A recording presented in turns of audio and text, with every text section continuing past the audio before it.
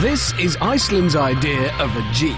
It's basically a load of metal tubes welded together, a couple of old-fashioned truck axles underneath, big Chevy V8 engine up the front. You see these headlights? They're not real, they're painted on. Frankly, it's not going to give Range Rover any worries in the luxury department. But then, a Range Rover can't do this. The Icelandics love throwing their nitrous-injected 1,000-horsepower Jeeps at the landscape.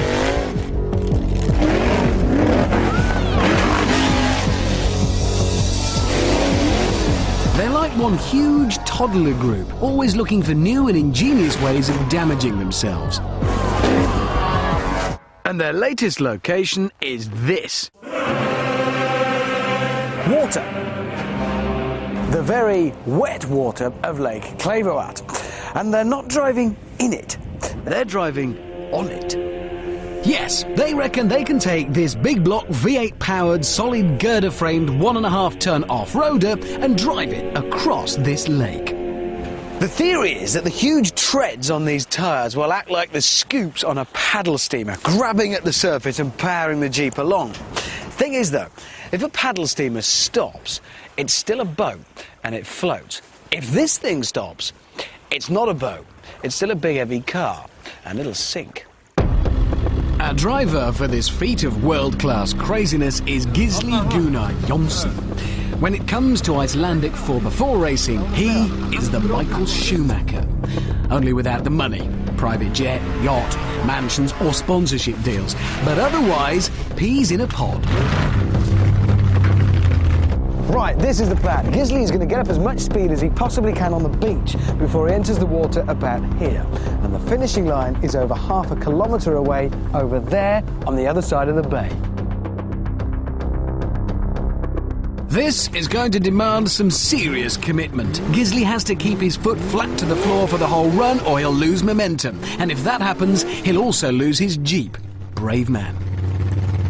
Now, nitrous oxide has to be injected into that engine constantly to boost the power from 600 to the 800 that's needed. If that fails at any point, he sinks. Well, when I say he sinks, I mean we sink.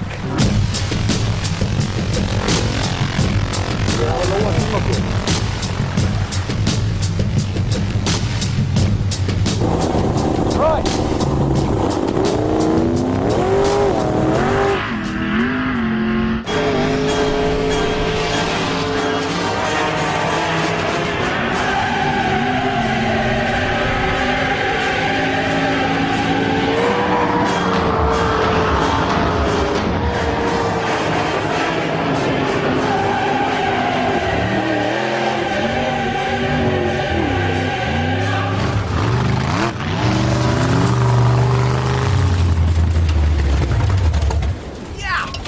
Pretty good. That is unbelievable.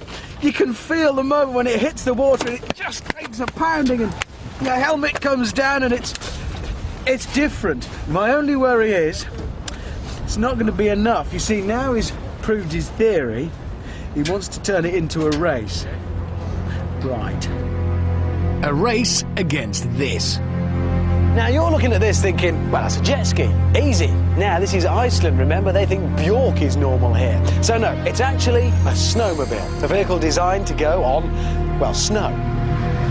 Once again, our Jeep driver has to maintain maximum commitment once he's on the lake. But the same applies to Jarmi Haldarsson, our snowmobile rider. The merest lift, the tiniest hesitation, the slightest loss of nerve, and even perpetual sunlight won't dry them out in a hurry.